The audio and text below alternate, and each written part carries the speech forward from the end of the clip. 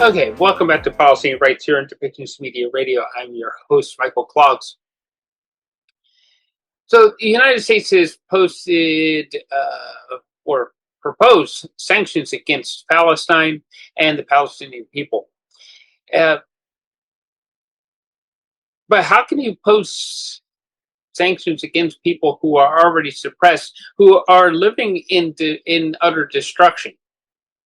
How can you can further punish them when they have nothing left but their spirit? So this is the question that Francesca Albanese is speaking out about.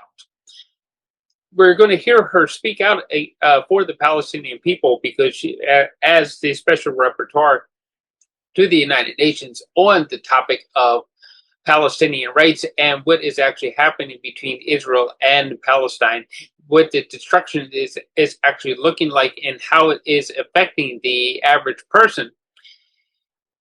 That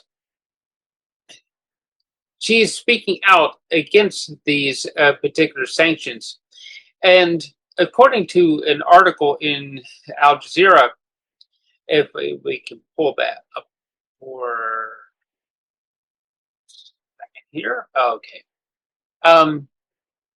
The United Nations Special Rapporteur for the occupied territories, Palestinian occupied territories, has said that it is time for nations around the world to take a concrete action to stop Israel's genocide in Gaza.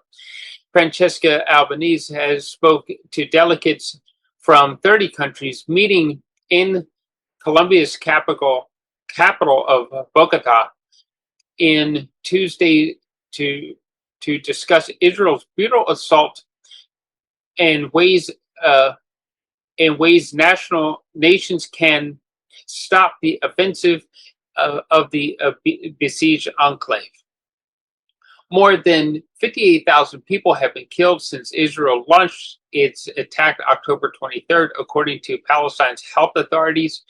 Israeli forces have also imposed several total blockades on territories throughout the war, punishing the 2.3 million residents of Gaza to the brink of starvation. Each state must immediately review and suspend all ties with the state of Israel and ensure its private sector does the same. The Israeli economy is structured to sustain the occupation that has turned into genocide.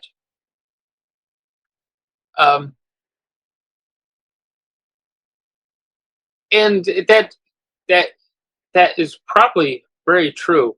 We have heard from other sources here in Canada saying much the same thing, that the war itself is no longer just a war; it is an act of genocide, and that the people of Palestine themselves have been suffering.